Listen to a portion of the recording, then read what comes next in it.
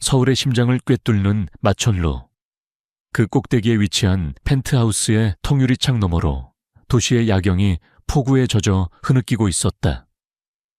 천둥이 거대한 짐승의 울음처럼 하늘을 찢었고 번개가 칠 때마다 잿빛 구름의 실루엣이 섬광처럼 드러났다 사라졌다.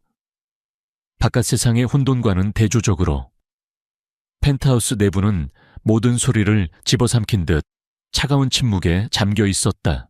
강태준은 최고급 이탈리아산 소파의 깊숙이 몸을 묻은 채 얼음이 담긴 크리스털 잔을 천천히 흔들고 있었다. 잔 속에 얼음이 부딪히는 소리만이 유일하게 공간의 정적을 깨뜨렸다. 그의 시선은 창밖의 비바람을 향해 있었지만 그 눈은 아무것도 담고 있지 않았다.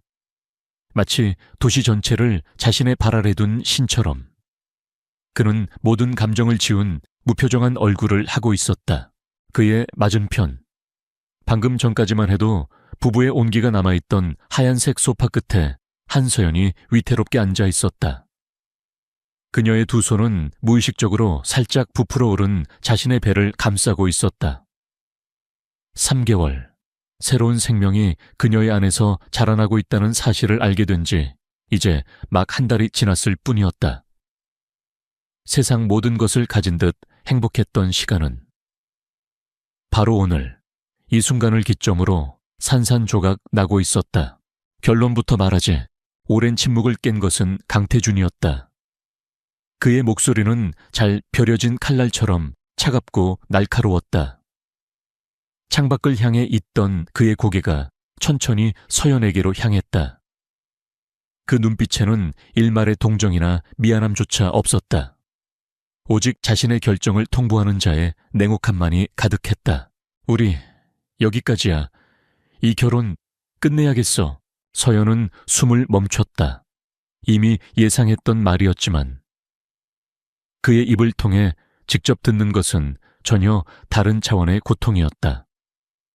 심장이 바닥으로 추락하는 것이 아니라 아예 그 자리에서 얼어붙어 가루가 되어 흩어지는 기분이었다. 그녀는 떨리는 입술을 힘겹게 열었다. 이유가 뭐죠? 목소리가 형편없이 갈라져 나왔다. 그녀는 마른 입술을 혀로 축였다. 태주는 피식 하고 경멸이 섞인 웃음을 흘렸다. 마치 어린아이의 순진한 질문을 듣는 어른의 표정이었다. 그는 자리에서 일어나 서연이 앉아있는 소파로 다가왔다. 위에서 아래로 그녀를 내려다보는 그의 시선에는 노골적인 우월감이 서려 있었다. 이유 한서연, 당신도 알잖아. 당신과 나의 시작이 뭐였는지. 난 잠시 휴식이 필요했고 당신은 그 휴식에 꽤 적합한 상대였지. 조용하고 똑똑하고 무엇보다 배경이 깨끗해서 좋았어. 내 세상에 어떤 파문도 일으키지 않을 여자. 그의 말 한마디 한마디가 비수가 되어 서연의 심장에 박혔다. 사랑이라고 믿었던 모든 순간이 부정당하는 끔찍한 시간이었다. 휴식. 그는 그녀와의 결혼을 그렇게 정의했다. 하지만 이제 휴식은 끝났어. 난 유진그룹의 회장이 될 사람이야. 그러기 위해선 더 강력한 날개가 필요해. 태양전자의 윤 회장 딸과 결혼하기로 했다. 태양전자, 국내 재계 서열 5위 안에 드는 거대 기업. 강태준의 야망을 채워줄 완벽한 퍼즐 조각이었다. 서연은 그제야 모든 것을 깨달았다. 최근 들어 부쩍 잦아졌던 윤 회장과의 만남, 그리고 자신을 향한 시어머니의 싸늘한 눈빛까지 모든 것이 이 순간을 위한 전주곡이었던 것이다. 그녀는 배를 감싸 쥔 손에 힘을 주었다. 이 아이는 어떡하라고. 아이는요? 서연이 간신히 물었다. 당신 아이잖아요. 우리 아이는 어떡하고요? 그 질문에 태준의 표정이 처음으로 미세하게 굳어졌다. 그는 잠시 서연의 배를 내려다보았다. 하지만 그 눈빛은 생명을 향한 경외가 아닌 성가신 문제를 바라보는 귀찮음이었다. 아이는 장애물일 뿐이야. 그는 너무나도 쉽게 말했다. 마치 길가의 돌멩이를 치우듯 아무렇지 않게 지워. 위자료는 충분히 챙겨주지. 네가 평생 일해도 만져보지 못할 돈이야. 그걸로 조용한 곳에 가서 새 인생 시작해.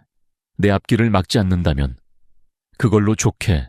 서연의 눈에서 뜨거운 것이 울컥 솟아올랐다. 하지만 그녀는 눈물을 흘리지 않았다. 지금 우는 것은 사치이자 저 남자 앞에서 보일 수 있는 마지막 자존심을 버리는 행위였다. 그녀는 천천히 자리에서 일어났다. 흔들리는 다리를 애써 고추쓰고 강태준의 눈을 똑바로 마주했다. 돈으로 제 아이를 지우라고요. 말귀를 못 알아듣나. 그래, 돈으로 내 입을 막고 네 뱃속의 흔적을 지우라는 소리야. 유진그룹의 후계자에게 사생아 따위는 존재할 수 없어. 그 순간 서연의 내면에서 무언가 툭하고 끊어지는 소리가 났다. 사랑했던 남자에 대한 마지막 미련, 인간에 대한 최소한의 기대, 그 모든 것이 산산이 부서져 내렸다. 그녀의 눈빛이 차갑게 가라앉기 시작했다. 슬픔과 절망으로 가득 찼던 눈동자에 이제는 텅 빈 공허함과 그보다 더 깊은 곳에서부터 차오르는 냉기가 서렸다. 알겠어요. 서연의 대답은 의외로 담담했다. 태주는 그녀가 소리치거나 매달릴 것이라 예상했기에 오히려 의아한 표정을 지었다. 뭘 알겠다는 거지? 당신이 어떤 사람인지 이제야 똑똑히 알겠다는 뜻이에요. 그녀는 더 이상 아무 말도 하지 않았다. 그를 향한 경멸조차 아깝다는 듯 그녀는 몸을 돌려 침실로 향했다. 그녀의 걸음걸이는 놀랍도록 흐트러짐이 없었다. 마치 이 모든 상황이 자신과는 상관없는 일인 것처럼 태주는 그녀의 그런 태도가 거슬렸지만 어차피 떠날 여자라고 생각하며 대수롭지 않게 여겼다. 그는 다시 소파에 앉아 술을 따랐다. 김 비서가 준비해둔 이혼 서류와 수표를 테이블 위에 올려두었다. 모든 것이 그의 계획대로 완벽하게 진행되고 있었다. 한서연이라는 여자는 그의 인생에서 잠시 스쳐 지나간, 이제는 지워버려야 할 작은 오점일 뿐이었다. 얼마 지나지 않아 서연이 작은 캐리어 하나를 끌고 침실에서 나왔다. 그녀는 태준이 결혼 선물이라며 사주었던 값비싼 보석이나 명품 가방은 하나도 챙기지 않았다. 그저 자신의 손때가 묻은 낡은 책 몇 권과 소박한 옷가지들 뿐이었다. 이 집에 들어올 때와 똑같은 모습이었다. 그녀는 테이블 위에 놓인 이혼 서류를 잠시 내려다보았다. 그리고는 망설임 없이 펜을 들어 자신의 이름을 적어 내려갔다. 그녀의 필체는 놀라울 정도로 차분하고 단정했다. 마지막으로 그녀는 그 옆에 놓인 수표를 태준 쪽으로 밀어냈다. 아이도는 필요 없어요. 자존심 세우는 건가 받아도 그게 당신에게도 편할 거야. 태준이 비웃으며 말했다. 아니요. 서연이 고개를 저었다. 더러운 돈은 받고 싶지 않아서요. 내 아이는 당신 같은 사람의 돈 없이도 내가 얼마든지 잘 키울 수 있어요. 키워 제정신이야 미혼모로 뭘 어쩌겠다고. 그건 당신이 신경 쓸 일이 아니죠. 서연은 마지막 말을 남기고 현관으로 향했다. 그녀가 문을 열자 차가운 밤 공기와 함께 거센 빗줄기가 안으로 들이쳤다.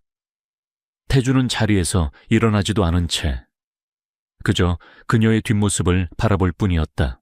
문이 닫히기 직전 서연이 잠시 멈춰서서 고개를 돌렸다. 어두운 복도 조명 아래 그녀의 얼굴 절반이 그림자에 가려져 있었다. 강태준 씨, 오늘을 기억해요. 당신이 자신의 아이와 나를 어떻게 내쳤는지 반드시 후회하게 될 테니까. 그것은 애원도 저주도 아니었다. 그저 차가운 사실을 통보하는 듯한 감정 없는 목소리였다. 그리고 그 말을 끝으로 문이 쾅 소리를 내며 닫혔다. 펜트하우스 안에는 다시 완벽한 정적이 흘렀다. 태주는 잠시 불쾌한 표정을 지었지만 이내 코웃음을 쳤다. 후회 가진 것 하나 없는 여자가 뭘 할 수 있다고. 그는 잔에 남은 술을 단숨에 털어 넣었다. 이제 성가신 존재는 사라졌다. 남은 것은 오직 유진그룹의 왕좌를 향해 전진하는 것뿐이었다. 차가운 아스팔트 위로 빗물이 강물처럼 흘렀다. 한서연은 우산도 없이 쏟아지는 비를 온몸으로 맞으며 거리를 걸었다. 최고급 주상복합 건물의 화려한 불빛이 그녀의 등 뒤로 점점 멀어졌다. 눈물인지 빗물인지 모를 액체가 뺨을 타고 흘러내렸다. 심장이 찢어질 듯 아팠지만 그녀는 울지 않았다. 대신 배를 감싸 안은 손에 더욱 힘을 주었다. 지켜야 할 존재가 있었다. 자신을 배신한 남자를 원망하고 슬퍼하며 무너져 내리기엔 그녀의 안에 자라고 있는 생명은 너무나도 소중했다. 한참을 걷던 그녀는 낡은 오피스텔 건물 앞에서 걸음을 멈췄다. 이곳은 그녀가 결혼 전부터 만약을 대비해 비밀리에 유지해오던 작은 공간이었다. 강태준은 물론 그 누구도 알지 못하는 그녀만의 성역. 그녀는 익숙하게 비밀번호를 누르고 안으로 들어갔다. 작고 소박하지만 아늑한 공간. 그녀는 흠뻑 젖은 몸으로 그 자리에 주저앉았다. 그제야 참았던 숨이 터져 나왔다. 하지만 그것은 울음이 섞인 한숨이 아니었다. 깊은 분노와 차가운 결심이 담긴 새로운 시작을 알리는 숨결이었다. 그녀는 비에 젖은 옷을 갈아입고 방 한구석에 놓인 낡은 나무 상자를 열었다. 상자 안에는 먼지가 뽀얗게 쌓인 노트북과 여러 개의 외장 하드, 그리고 위성통신이 가능한 암호화된 특수 단말기가 들어있었다. 평범한 한서연의 것이라고는 상상할 수 없는 물건들이었다. 아르테미스 아르테미스, 그것은 과거 그녀의 이름이었다. 기업의 부정을 파헤치고 부패한 권력자들을 데이터와 논리만으로 무너뜨렸던 전설적인 기업 감사인이자 재무전략가. 그녀는 자신의 흔적을 완벽하게 지운 채 강태준을 만나 사랑에 빠지면서 그 세계를 떠났었다.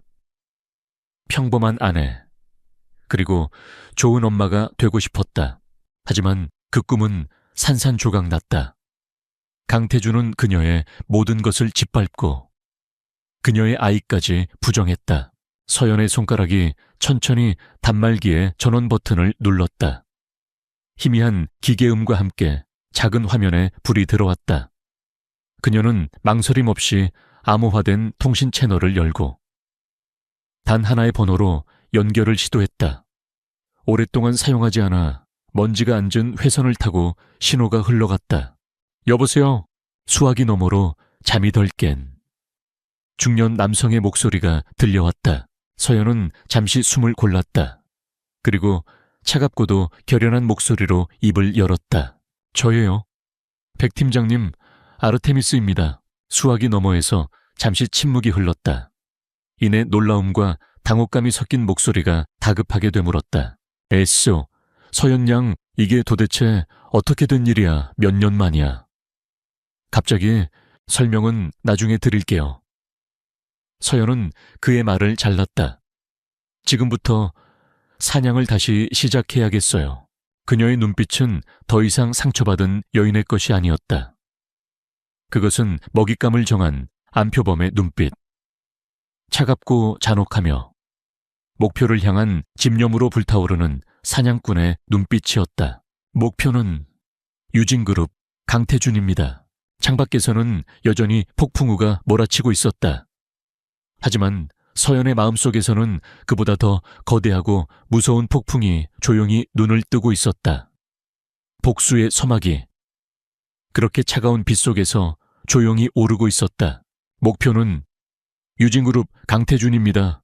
한서연의 목소리는 빗소리에 섞여들지 않고 오히려 그 소음 전체를 지배하는 듯한 선명함을 가졌다. 수화기 너머. 백종훈 팀장은 순간 할 말을 잃었다. 아르테미스라는 이름을 다시 듣게 될 줄은.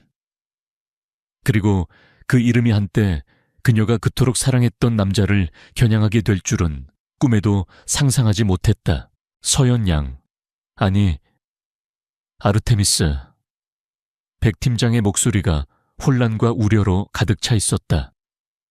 갑자기 무슨 소리야? 유진그룹이라니. 그 사람이 서연양 남편 아니었나? 대체 무슨 일이 있었기에?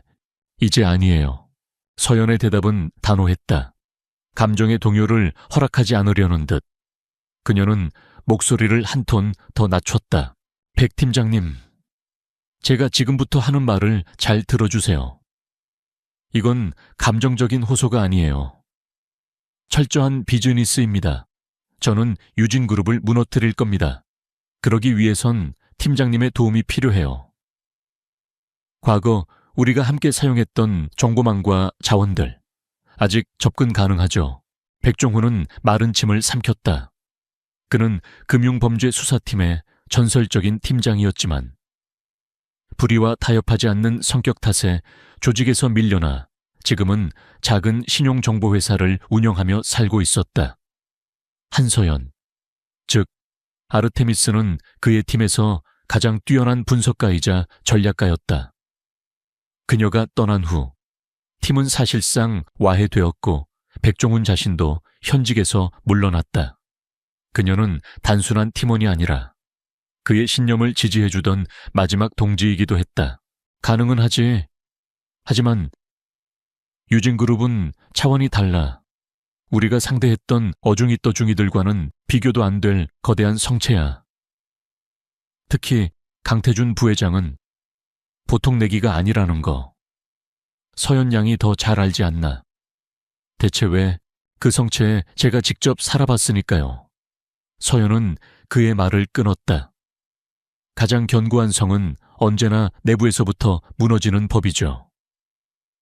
저는 그 성의 가장 깊숙한 곳까지 알고 있어요. 약점도. 비밀 통로도. 제가 필요한 건 성벽을 부술 대포와 탄약뿐이에요. 그걸 팀장님께서 제공해 주실 수 있나요? 그녀의 목소리에는 흔들림이 없었다. 그것은 복수심에 불타는 피해자의 목소리가 아니었다. 이미 모든 계산을 끝내고 승리를 확신하는 지휘관의 목소리였다. 백종훈은 더 이상 그녀를 말릴 수 없다는 것을 직감했다. 아르테미스가 목표를 정했을 때 그녀는 결코 뒤를 돌아보는 법이 없었다. 알겠다. 뭘 원하지?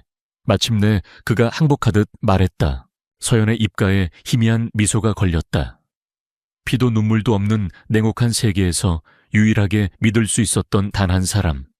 그는 그녀를 실망시키지 않았다.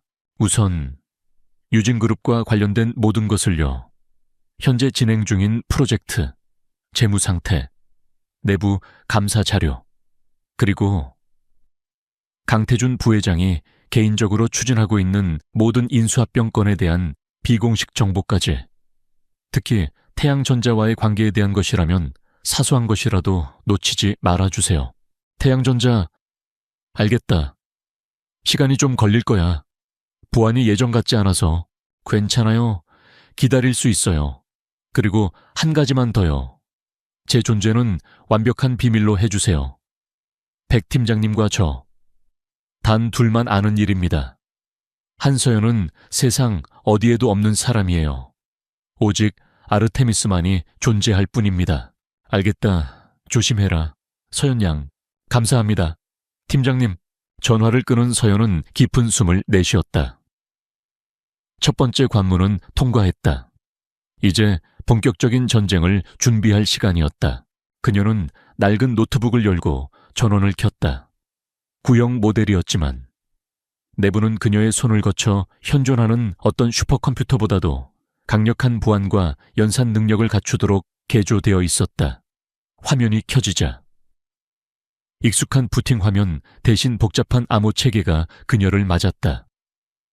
그녀의 손가락이 키보드 위를 빠르게 오갔다.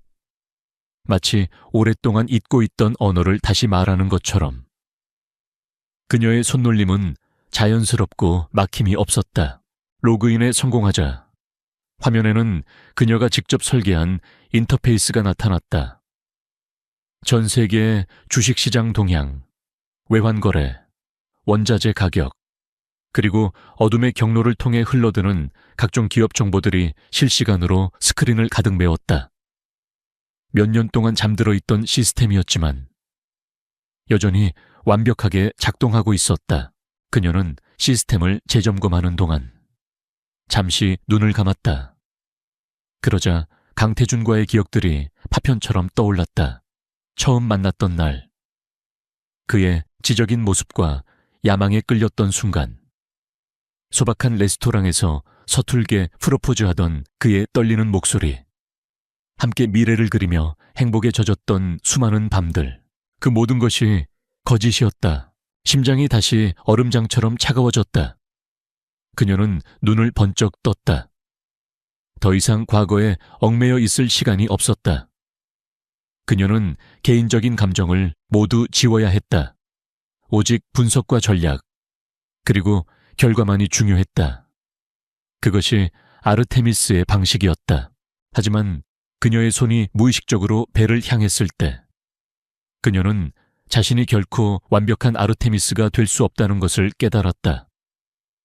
그녀는 이제 혼자가 아니었다. 그녀의 안에는 지켜야 할 생명이 있었다. 이 아이에게는 아버지가 없을 것이다. 그렇다면 자신이 아이의 세상 전부가 되어 주어야 했다. 더럽고 추악한 세상으로부터 아이를 지켜줄 수 있는 견고한 성벽을 만들어 주어야 했다. 그러기 위해서는 돈과 힘이 필요했다. 강태준과 유진그룹이 그녀에게서 빼앗아간 모든 것, 아니 그 이상을 되찾아야만 했다. 복수는 더 이상 그녀 개인의 감정 문제가 아니었다. 그것은 그녀의 아이를 위한 생존 투쟁이었다. 아가야.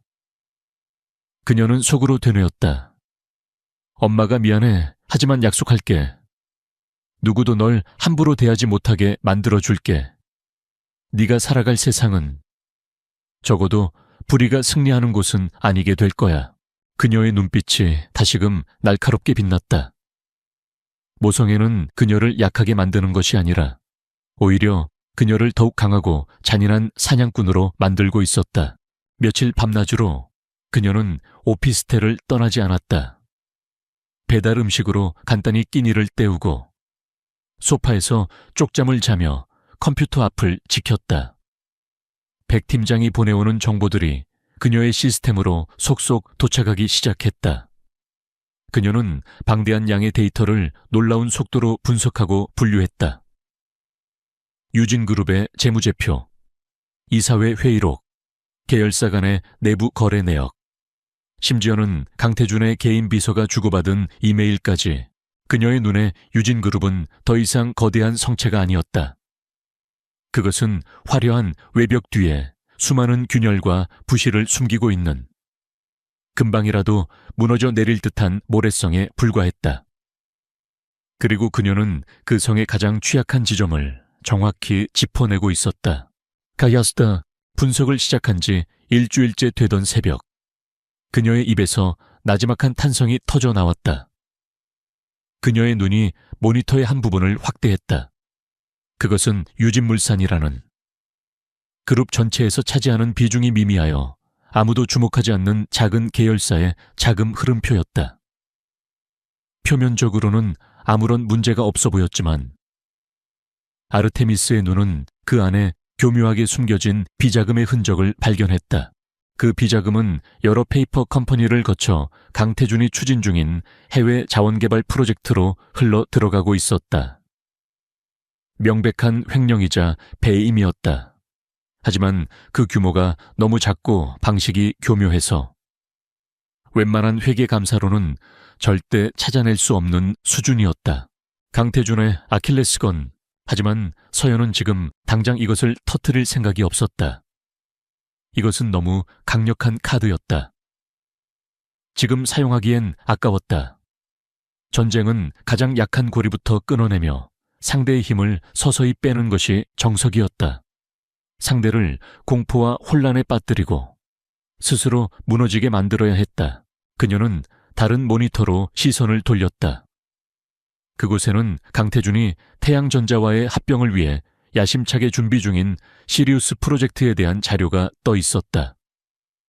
최첨단 바이오 기업을 인수하여 그룹의 신성장 동력으로 삼겠다는 거창한 계획이었다. 너무 완벽해서 오히려 수상해.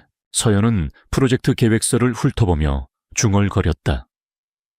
그녀의 직감이 위험 신호를 보내고 있었다.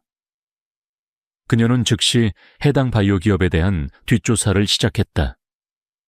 기업의 실체, 기술력, 그리고 임원진들의 배경까지. 그녀의 손가락이 다시 한번 폭풍처럼 키보드를 두드리기 시작했다. 창밖은 어느새 희미하게 밝아오고 있었다. 며칠 동안 계속되던 비가 그치고 도시의 스카이라인이 서서히 모습을 드러냈다. 하지만 한서연의 작은 오피스텔 안, 모니터 불빛만이 가득한 그 공간에는 이제 막 또 다른 폭풍이 잉태되고 있었다. 그녀는 더 이상 버림받은 아내가 아니었다. 그녀는 자신의 왕국을 되찾고 아이의 미래를 지키기 위해 잿더미 속에서 부활한 불사조였다. 복수의 여신. 아르테미스의 두 번째 사냥이 막 시작되려 하고 있었다. 한서연이 강태준의 펜트하우스에서 쫓겨난 지 정확히 한 달이 지났다. 도시는 여전히 무심하게 돌아갔고 재계에서는 유진그룹과 태양전자의 세계적인 결합 소식이 연일 헤드라인을 장식하고 있었다. 그 누구도 빗속으로 사라진 한 여자에게 관심을 갖지 않았다. 세상은 그녀를 완벽하게 잊은 듯했다. 그러나 세상의 시선이 닿지 않는 곳에서 복수의 씨앗은 조용히, 하지만 단단하게 뿌리를 내리고 있었다. 서울의 오래된 부촌, 삼청동의 미로 같은 골목길 깊숙한 곳에 자리한 한정식집 은영재 인잉차이. 간판도, 문패도 없는 이곳은 오직 대한민국 1%의 권력자들만이 아는 비밀스러운 장소였다. 오늘 한서연은 이곳의 가장 안쪽 별채에 앉아 있었다. 그녀의 앞에는 최고급 닭이 세트에서 피어오르는 은은한 차향이 가득했다. 한 달 전, 비에 젖은 생쥐처럼 초라했던 모습은 온데간데 없었다. 그녀는 단정하게 빗어 넘긴 머리에 배를 부드럽게 감싸는 심플하지만 고급스러운 원피스를 입고 있었다. 얼굴에는 핏기가 돌았고 눈빛은 놀라울 정도로 평온했다. 슬픔과 분노는 가장 깊은 곳으로 가라앉아 이제는 차가운 강철과 같은 결의로 변해 있었다. 그녀가 이곳에 있는 이유는 단 하나였다. 며칠 전 백 팀장을 통해 전달된 의문의 초대. 발신인은 여의도의 그림자라 불리는 남자. 최진혁이었다. 최진혁, 그의 본명보다 그림자라는 별칭으로 더 유명한 남자. 그는 기업 사냥꾼도, 사채업자도, 정치 깡패도 아니었다. 그의 직업은 명확히 정의된 바 없었지만 여의도와 강남의 권력자들은 모두 알고 있었다. 해결할 수 없는 문제가 생겼을 때, 혹은 남들이 모르게 누군가를 무너뜨리고 싶을 때, 마지막으로 찾아가야 하는 사람이 바로 최진혁이라는 것을 그는 돈과 정보, 그리고 권력의 흐름을 읽고 그것을 자신의 뜻대로 움직이는 보이지 않는 손이었다. 그런 거물이 어째서 자신에게 접촉해 왔는가. 서연은 여러 가설을 세워보았지만 섣불리 결론을 내리지는 않았다. 그녀는 그저 조용히 찻잔을 들어 한 모금 마시며 상대를 기다릴 뿐이었다. 약속 시간이 되자 미닫이 문이 소리 없이 열렸다. 은영재의 여주인이 허리를 90도로 굽힌 채 한 남자를 안으로 안내했다. 남자가 들어서는 순간 방 안의 공기가 미묘하게 무거워지는 것이 느껴졌다. 최진혁이었다. 그는 40대 초반으로 보이는 나이에 군더더기 없는 맞춤 슈트를 입고 있었다. 날카로운 턱선과 깊이를 알 수 없는 눈동자.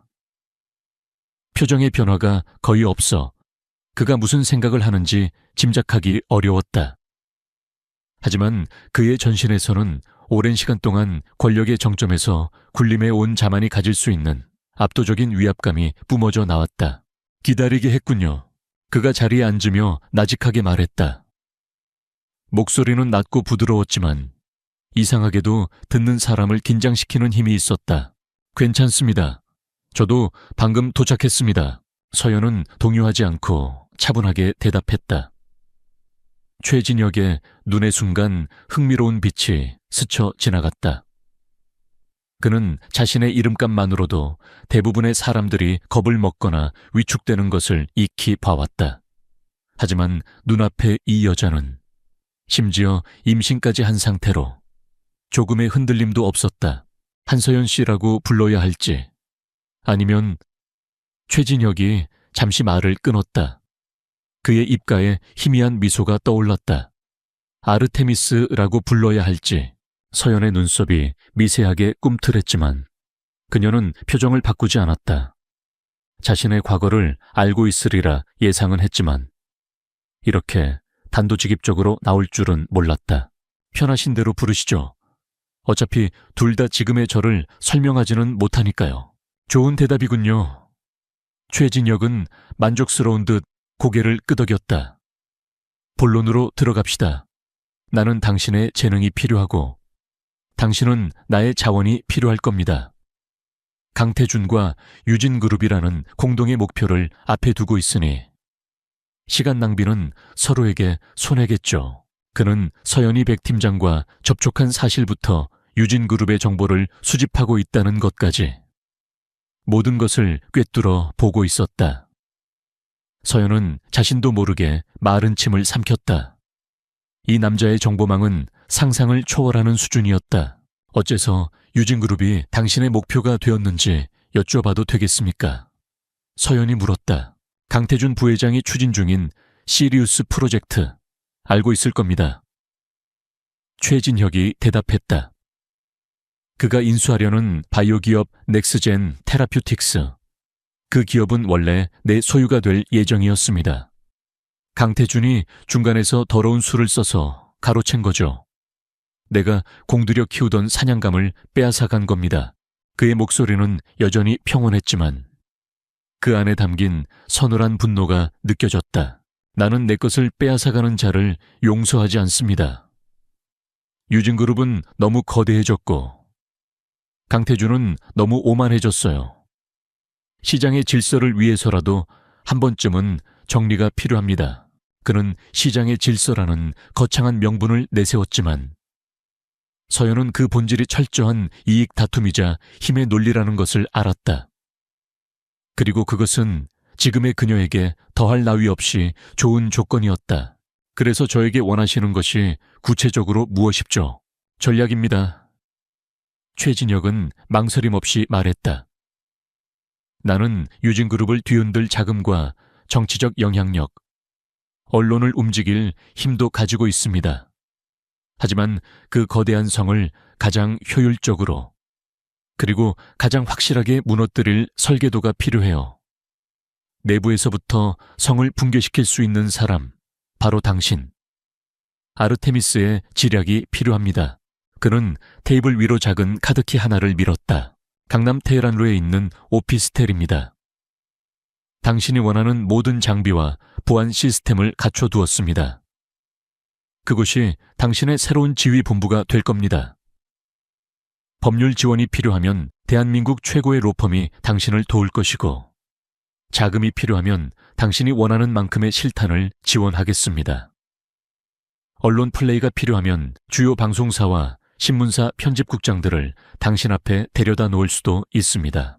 그것은 상상을 초월하는 거의 무제한에 가까운 지원에 대한 약속이었다. 한서연이라는 개인으로서는 결코 가질 수 없는 막강한 힘이었다.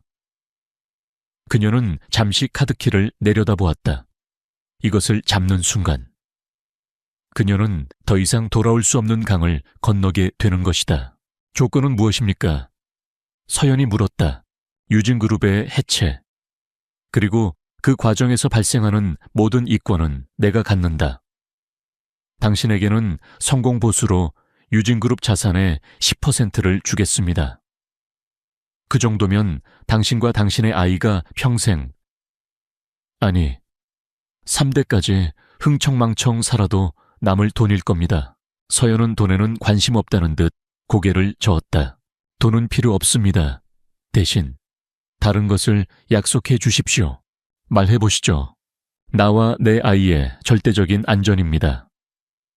서연의 눈빛이 그 어느 때보다 진지해졌다. 이 일이 끝났을 때 강태준을 포함한 유진그룹의 그 누구도, 그리고 최진혁 씨 당신의 세계에 속한 그 누구도 우리를 위협할 수 없도록 완벽한 방패가 되어 주십시오. 우리는 조용히 평범하게 살아갈 수 있어야 합니다. 최진혁은 잠시 서연을 응시했다. 그녀의 눈동자에서 복수심보다 더 강한 모성애를 읽었다. 그는 고개를 끄덕였다. 약속하지. 당신과 아이는 내 그림자가 가장 안전한 곳에 숨겨줄 겁니다. 세상이 2번 뒤집혀도 당신들을 찾아내지 못할 곳으로. 좋습니다. 서연은 망설임 없이 손을 뻗어 카드키를 집었다. 차가운 금속의 감촉이 손바닥에 전해졌다. 그것은 복수를 위한 칼자루이자 아이를 지키기 위한 방패였다.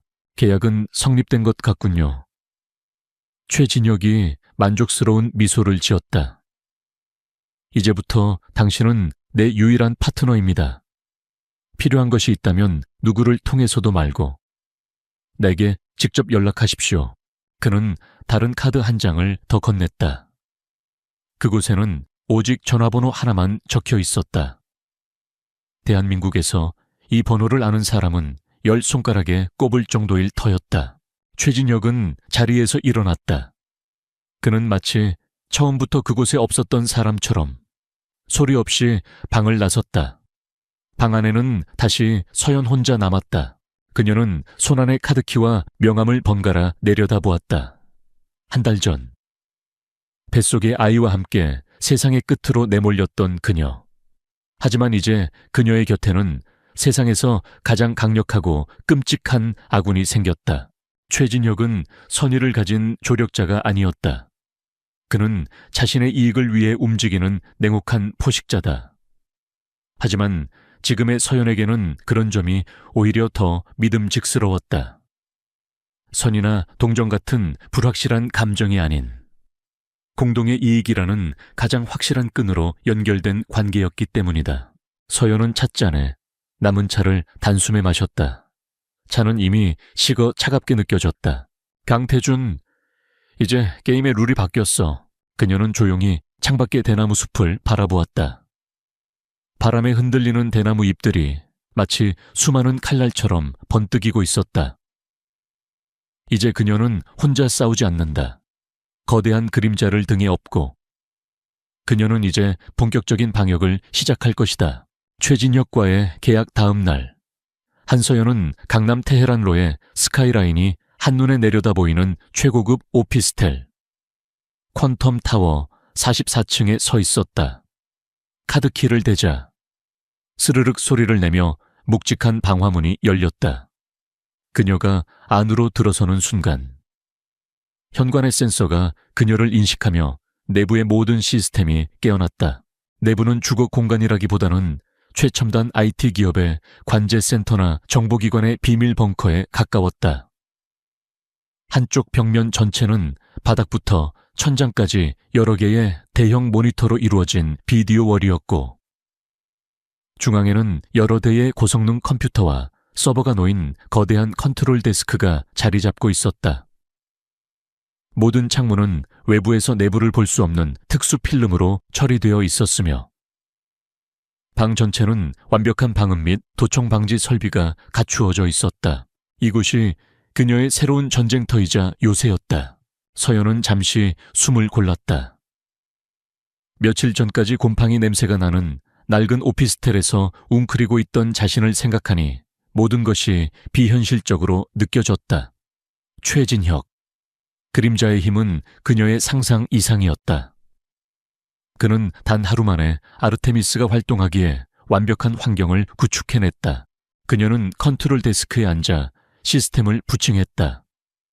비디오월에 전 세계 금융시장 데이터와 주요 뉴스 채널, 그리고 유진그룹의 모든 계열사 주가 현황이 일제히 떠올랐다. 백 팀장을 통해 얻었던 정보와는 비교도 안 될 만큼 방대하고 깊이 있는 실시간 정보들이 그녀의 눈앞으로 쏟아져 들어왔다. 최진혁의 정보망은 그녀의 분석 능력에 막강한 날개를 달아준 셈이었다. 어디부터 시작해볼까? 서연은 턱을 괜 채 거대한 정보의 바다를 응시했다. 강태준이 숨겨둔 비자금이라는 아킬레스건은 이미 파악했지만 그것은 최후의 일격으로 남겨두어야 했다. 섣불리 왕을 잡으려다간 모든 판이 어그러질 수 있었다. 전쟁은 변방의 작은 성부터 하나씩 무너뜨리며 상대의 보급로를 끊고 심리적으로 고립시키는 것이 가장 효과적이다. 그녀의 목표는 단순히 유진그룹에 재정적 타격을 입히는 것이 아니었다. 그녀는 강태준이라는 인간 자체를 무너뜨리고 싶었다. 완벽한 통제광이자 자신의 능력을 맹신하는 그에게 통제 불가능한 혼란과 예측할 수 없는 위기들을 연속적으로 안겨주어 그의 이성을 마비시키고 오만함을 부셔버릴 생각이었다. 그가 스스로 파멸의 길로 걸어 들어가도록 만들어야 했다. 그녀의 손가락이 키보드 위에서 춤을 추기 시작했다. 유진그룹의 방대한 조직도가 화면에 나타났다. 전자, 중공업, 건설, 화학, 거미줄처럼 얽히고 설킨 계열사들 속에서 그녀의 눈이 한 지점에 멈췄다. 유진화학, 그룹 전체 매출에서 차지하는 비중은 5%도 채 되지 않는 작은 계열사. 하지만 이곳은 유진전자의 차세대 스마트폰 갤럭시온에 들어가는 핵심 접착제를 독점 생산하는 곳이었다. 만약 이곳의 생산 라인에 문제가 생긴다면 스마트폰의 전체 생산 일정에 차질이 생길 수밖에 없었다. 물론 그 손실액은 유진그룹 전체로 보면 미미한 수준일 것이다. 강태준 같은 거물은 눈 하나 깜짝하지 않을 정도의 금액. 하지만 서연이 노리는 것은 바로 그 점이었다. 사소해서 무시하게 되는 문제. 그것이 모든 재앙의 시작이 되는 법이다. 그녀는 유진화학의 해외 공장 현황을 샅샅이 훑었다. 특히 동남아시아에 위치한 작은 공장에 주목했다. 그곳은 인건비가 싸다는 이유만으로 각종 환경 규제나 노동법을 아슬아슬하게 비켜가며 운영되고 있었다. 서연의 눈이 반짝였다. 먹잇감을 발견한 사냥꾼의 눈빛이었다. 그녀는 최진혁이 제공한 보안 네트워크를 통해 몇 겹의 우회 서버를 거쳐 동남아 현지의 한 작은 환경단체 웹사이트에 접속했다. 그리고 내부 고발자를 가장하여 익명의 제보 메일을 작성하기 시작했다. 유진화학 공장의 폐수 무단 방류에 대하여. 물론 실제 폐수 방류 같은 심각한 범죄는 없었다. 하지만 그녀는 공장의 폐수 처리 데이터와 현지 환경법 규정을 교묘하게 조합하여 마치 공장이 법적 기준치를 살짝 넘는 오염물질을 지속적으로 방류해 온 것처럼 보이는 그럴듯한 보고서를 만들어냈다. 여기에 공장에서 일하는 양심적인 직원의 피 맺힌 호소라는 감성적인 문구까지 덧붙였다. 메일을 보내고 난 뒤 그녀는 컨트롤 데스크 의자에 깊숙이 몸을 기댔다. 이제 미끼는 던져졌다. 열정은 넘치지만 자금은 부족한 현지의 작은 환경단체에게. 유진이라는 거대 한국 기업의 비리는 자신들의 이름을 알릴 수 있는 절호의 기회로 보일 터였다. 그들이 미끼를 무는 것은 시간 문제였다. 같은 시각 강태준은 태양전자의 윤 회장 그리고 그의 딸이자 자신의 약혼 여인 윤서현과 함께 강북의 한 고급 클럽에서 저녁 식사를 하고 있었다. 수백만 원을 호가하는 와인이 오고 갔고 테이블 위에는 세계 각국의 진미가 가득했다. 강 부회장, 시리우스 프로젝트는 잘 되어가고 있나? 윤 회장이 두툼한 시가를 입에 물며 물었다. 그의 눈빛은 사위가 될 사람을 평가하는 날카로움으로 가득했다. 물론입니다. 회장님, 강태준은 자신감 넘치는 미소로 답했다. 넥스젠 테라퓨틱스 인수는 이제 마무리 단계에 있습니다. 인수만 끝나면 유진과 태양의 기술력을 합쳐 세계 바이오 시장을 제패하는 것은 시간 문제입니다. 역시 강 부회장이야. 추진력 하나는 알아줘야 해. 윤 회장이 만족스럽게 웃자 옆에 앉아있던 윤서연도 우아하게 미소 지으며 태준의 팔에 가볍게 팔짱을 꼈다. 그녀는 대한민국 모든 남성들의 선망의 대상이었고, 이제 곧 태준의 아내가 될 여자였다. 아름다운 약혼녀, 막강한 처가, 그리고 손에 넣기 직전인 그룹의 왕좌까지. 강태준의 인생은 그야말로 정점을 향해 달려가고 있었다. 그때 그의 충실한 비서인 김민준이 조용히 다가와 그의 귓가에 속삭였다. 부회장님, 유진화학 동남아 공장 건으로 긴급 보고가 들어왔습니다. 태준의 미간이 살짝 찌푸려졌다. 지금 이 중요한 자리에서 감히 분위기를 깨는 보고라니. 뭔데? 그가 나직하게 물었다. 현지 환경단체에서 공장의 환경법 위반을 문제 삼아 시위를 벌이고 있고, 현지 언론에도 보도되기 시작했다고 합니다. 정부에서 조사단이 파견되어 공장 가동이 일시적으로 중단된 상태입니다. 뭐라고 태준의 목소리가 순간 차가워졌다. 하지만 그는 곧 표정을 갈무리하고 아무렇지 않은 척 와인을 한 모금 마셨다. 피해액은 아직은 미미한 수준입니다. 다만 됐어. 태준은 김 비서의 말을 잘랐다. 그의 눈에는 짜증과 경멸이 서려 있었다. 그런 사소한 일까지 나한테 보고해야 하나 현지 법인장이 알아서 처리하라고 해. 돈이 필요하면 돈으로 막고, 그래도 안 되면 다른 방법을 써서라도 조용히 시켜. 그리고 다시는 이런 자잘한 일로 내 시간을 빼앗지 마. 알겠습니다. 부회장님. 김민준은 허리를 숙여 인사하고 물러났다. 강태준은 마치 아무 일도 없었다는 듯 다시 부드러운 미소를 지으며 윤 회장과의 대화를 이어갔다. 그의 머릿속에서 유진화학이라는 이름은 이미 깨끗이 지워져 있었다.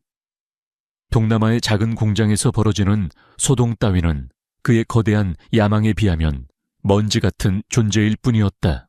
퀀텀타워 14층. 한서연은 비디오월에 떠있는 동남아 현지 뉴스 속보를 조용히 지켜보고 있었다. 한국 대기업 유진. 환경오염 논란이라는 자극적인 헤드라인 아래로 공장 앞에서 시위를 벌이는 사람들과 출입을 통제하는 경비원들의 모습이 보였다. 그녀의 입가에 차가운 미소가 번졌다. 모든 것이 그녀의 시나리오대로 움직이고 있었다. 강태준이 이 일을 사소하게 여기고 무시할 것이라는 것까지도. 그녀는 다른 모니터에 떠있는 유진전자의 신형 스마트폰 생산 공정표를 불러왔다. 현재 공정률 75%, 핵심 접착제 재고량은 약 2주치. 만약 공장 폐쇄가 2주 이상 길어진다면 유진전자는 전 세계를 상대로 한 출시 일정을 맞추지 못하게 될 것이다. 그것은 단순한 금전적 손실을 넘어 강태준의 유진그룹의 신뢰도에 치명적인 타격을 입히게 될 터였다. 첫 번째 균열, 아무도 눈치채지 못할 만큼 작고 미세한 균열이 유진이라는 거대한 댐에 이제 막 생겨나기 시작했다. 그리고 그녀는 그 균열에 더 강력한 쐐기를 박아 넣을 준비를 하고 있었다. 서연은 조용히 일어나 창가로 다가갔다. 눈부신 서울의 야경이 발 아래 펼쳐져 있었다. 한 달 전, 저 도시의 어딘가에서 비를 맞으며 절망에 떨고 있었다. 하지만 지금 그녀는 그 도시를 내려다보며 거대한 제국의 붕괴를 계획하고 있었다. 그녀는 부드럽게 자신의 배를 감싸 안았다. 아가야, 보고 있니? 엄마가 이제 막 첫걸음을 뗐어. 그녀의 목소리는 한없이 다정했지만 그녀의 눈빛은 그 어느 때보다도 차갑게 빛나고 있었다. 첫 번째 균열이 생긴 후 2주가 흘렀다. 강태준의 예상대로라면 동남아시아의 작은 공장에서 벌어진 소동은 며칠 안에 조용히 해결되었어야 했다.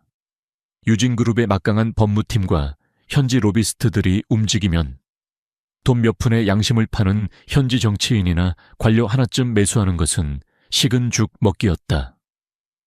초기 보고도 그랬다. 긍정적으로 협의 중, 원만하게 해결될 전망. 하지만 2주가 지나도록 공장 폐쇄는 풀리지 않았다. 오히려 상황은 악화 일로를 걷고 있었다. 처음에는 지역 언론의 작은 가십거리 수준이었던 사건이 어느새 BBC나 CNN 같은 외신에까지 글로벌 기업의 환경범죄 및 비윤리적 경영이라는 타이틀로 보도되기 시작했다. 애초에 시위를 주도했던 작은 환경단체 뒤로 국제적인 환경연합단체가 가세하며 판이 걷잡을 수 없이 커져버린 것이다. 유진그룹 본사. 부회장실의 공기는 살얼음판처럼 차가웠다.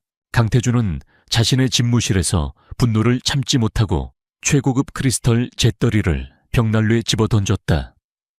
쨍그랑 타는 파열음과 함께 잿더리가 산산조각 났다. 그의 앞에는 유진전자의 사장과 유진화학의 대표이사가 죄인처럼 고개를 숙인 채 서 있었다. 이게 어떻게 된 거야? 태준의 고함이 방 전체를 울렸다. 고작 파리 새끼 한 마리 잡으라고 했더니 지금 집 전체를 불태울 셈인가 이주야.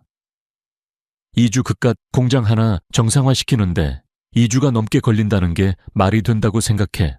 유진화학 대표가 떨리는 목소리로 변명했다. 부회장님, 그게 현지 정부의 태도가 갑자기 강경하게 돌아섰습니다.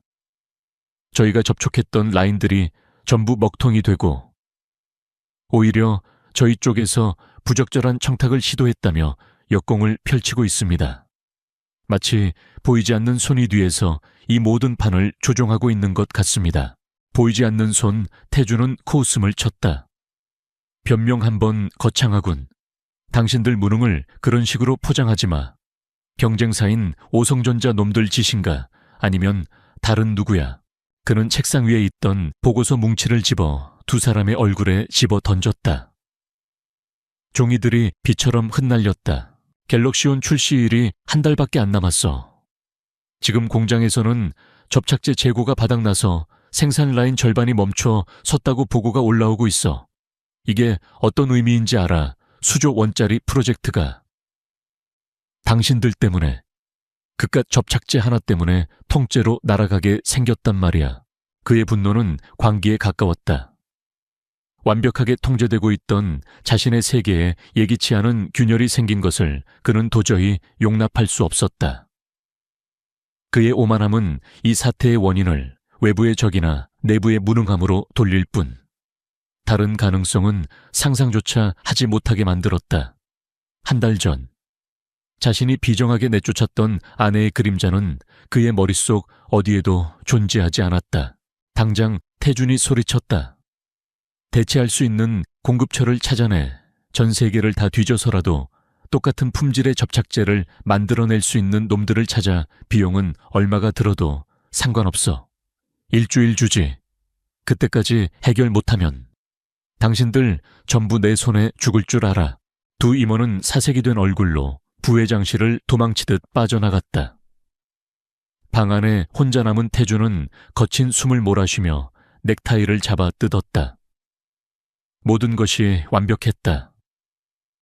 태양전자와의 결혼, 시리우스 프로젝트를 통한 그룹의 비상, 그리고 곧 손에 쥘 회장의 자리까지. 그런데 이 사소한 문제가 그의 완벽한 계획에 흠집을 내고 있었다. 불쾌하기 짝이 없었다. 같은 시각 퀀텀타워 44층 한서연은 비디오월에 떠있는 유진그룹의 주가 변동 그래프를 보며 조용히 점심 식사를 하고 있었다. 메뉴는 근처 식당에서 배달시킨 평범한 된장찌개 백반이었다.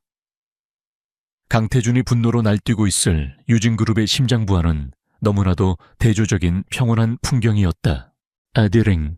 암호화된 메신저로 짧은 메시지가 도착했다. 발신인은 그림자, 최진혁이었다. 작은 나비의 날갯짓이 생각보다 큰 바람을 일으키는군. 훌륭해. 서연은 숟가락을 내려놓고 답장을 보냈다. 아직 시작일 뿐입니다. 태풍은 이제부터입니다. 다음 계획은? 강태준은 지금쯤 대체 공급처를 찾으라고 미친 듯이 소리치고 있겠죠. 하지만 그가 원하는 품질의 특수 접착제는 단기간에 생산할 수 있는 물건이 아닙니다. 전 세계에 가능한 업체는 단 3곳. 그중 2곳은 경쟁사와 독점 계약이 되어 있습니다. 남은 곳은 단 하나뿐이죠. 서연은 다른 모니터에 떠있는 한 기업의 정보를 최진혁에게 전송했다. 독일의 작은 강소기업 크라프트 케미칼, 칼라프트 케미컬. 특수 산업용 접착제 분야에서 독보적인 기술력을 가졌지만 가족 경영으로 운영되어 규모는 크지 않은 회사였다. 강태준은 곧 이 회사를 발견할 겁니다.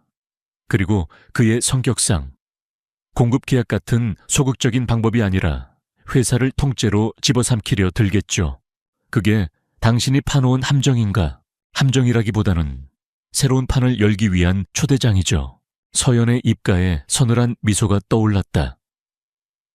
그녀는 이미 몇 주 전부터 크라프트 케미칼의 지분을 그림자가 제공한 차명 계좌들을 통해 조용히 매입하고 있었다. 그녀의 손에 이미 회사의 운명을 좌우할 수 있는 의결권이 확보된 상태였다.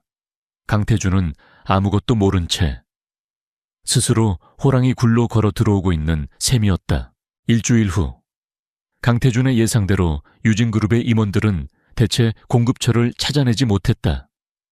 그들의 보고서에 유일한 대안으로 올라온 이름은 바로 크라프트 케미칼이었다. 협상은 어떻게 되어가고 있나?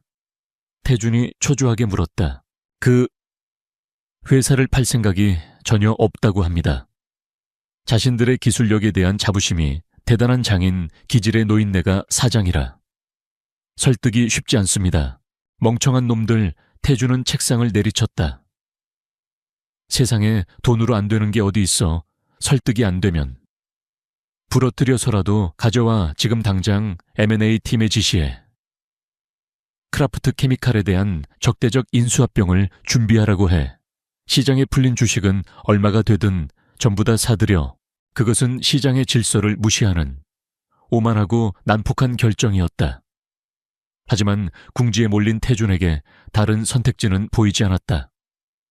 그는 어떻게든 이 위기를 자신의 힘으로 돌파하고 자신의 건재함을 증명해야만 했다.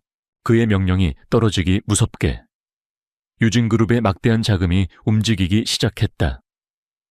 독일 프랑크푸르트 증권거래소에서 크라프트 케미칼의 주가가 폭등하기 시작했다. 그리고 그 모든 상황을 서울의 마천루 꼭대기에서 한서연이 조용히 지켜보고 있었다. 그녀의 모니터에는 유진그룹의 자금이 실시간으로 크라프트 케미칼의 주식을 빨아들이는 모습이 붉은 그래프로 표시되고 있었다. 물렀구나. 강태준.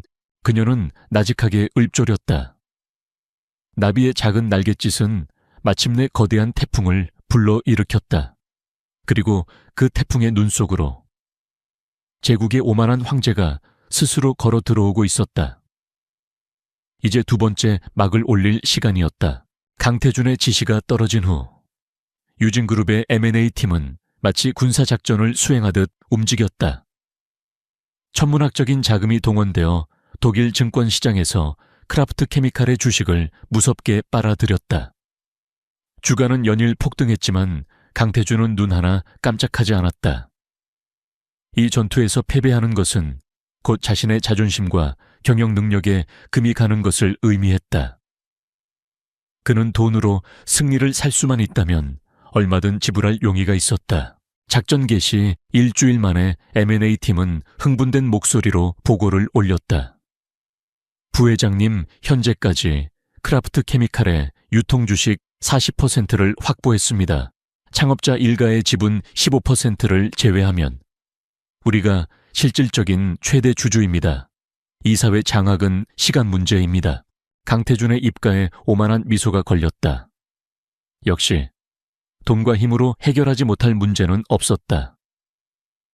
동남아 공장 문제로 구겨졌던 체면이 단숨에 회복되는 기분이었다. 그는 자신의 결정이 얼마나 현명하고 과감했는지를 스스로 칭찬하며 축배를 들었다. 수고했어.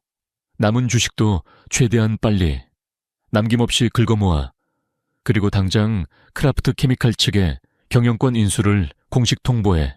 그가 승리에 도취해 있던 바로 그 순간 그의 제국을 뒤흔들 폭탄이 서울 한복판에서 터질 준비를 하고 있었다. 다음 날 오전 한국프레스센터에서 열린 한 외신 투자사의 긴급 기자회견장. 베리타스 캐피탈, 베리탓 캐피털이라는 생소한 이름의 회사가 주최한 이 자리에는 처음엔 소수의 기자들만이 앉아 있었다. 하지만 기자회견이 시작되자마자 현장의 공기는 순식간에 얼어붙었다. 단상에선 베리타스 캐피탈의 법률 대리인이 차분하지만 날카로운 목소리로 폭탄 선언을 했다. 저희 베리타스 캐피탈은 크라프트 케미칼의 창업주 일가로부터 모든 권한을 위임받은 대리인이자 해당 기업의 지분 45%를 보유한 2대 주주임을 밝힙니다. 저희는 유진그룹의 적대적 M&A 시도를 시장 질서를 교란하는 명백한 약탈 행위로 규정하며 이에 강력히 반대하는 바입니다. 회견장은 즉시 술렁이기 시작했다. 유진의 인수가 사실상 성공했다고 알려진 마당에 갑자기 나타난 복병의 등장이었다. 기자들의 카메라 플래시가 쉴 새 없이 터졌다. 하지만 진짜 폭탄은 아직 터지지도 않은 상태였다. 또한 저희는 유진그룹이 이번 인수합병에 동원한 자금의 출처에 대해 심각한 의문을 제기합니다. 변호사는 거대한 스크린에 여러 장의 도표와 서류들을 띄웠다. 그것은 복잡한 자금의 흐름을 한눈에 볼 수 있도록 정리한 자료였다. 이 자료를 보십시오. 유진물산이라는 계열사에서 시작된 자금이 유령회사로 보이는 여러 법인을 거쳐 최종적으로 이번 M&A에 사용된 해외 계좌로 흘러들어간 정황입니다. 이는 명백한 비자금 조성 및 횡령 혐의에 해당합니다. 저희는 이 모든 자료를 오늘 오전 대한민국 검찰에 증거 자료로 제출했습니다. 유진물산, 미자게움, 헝그령, 지엄칼고벌 충격적인 단어들이 연이어 터져 나오자 기자회견장은 그야말로 아수라장이 되었다. 기자들은 이 엄청난 특종을 자사의 편집국에 타전하기 위해 미친 듯이 노트북을 두드려댔다. 불과 30분 만에 대한민국 모든 언론사의 인터넷 홈페이지 메인 화면이 유진그룹, 비자금 이용한 적대적 M&A 의혹, 검찰 수사 착수라는 속보로 도배되었다. 유진그룹 본사는 그야말로 벌집을 쑤신 듯한 혼란에 빠졌다. PR팀은 빗발치는 기자들의 전화를 받느라 정신이 없었고 법무팀은 검찰의 압수수색에 대비하느라 비상이 걸렸다. 주식시장이 개장하자마자 유진그룹의 모든 계열사 주가는 폭락하기 시작했다. 강태준은 자신의 집무실에서 속보를 전하는 TV 화면을 망연자실하게 바라보고 있었다. 그의 얼굴은 종이장처럼 하얗게 질려 있었다. 베리타스 캐피탈, 마이자금, 도저히 믿을 수 없는 일이었다. 유진물산의 비자금은 아버지인 강 회장과 자신, 그리고 극소수의 핵심 임원만이 아는 1급 비밀이었다. 대체 누가, 어떻게 그 비밀을 알아내서 이렇게 완벽한 타이밍에 터뜨렸단 말인가. 부회장실 문이 거칠게 열리고 분노로 얼굴이 시뻘개진 강 회장이 안으로 들어왔다.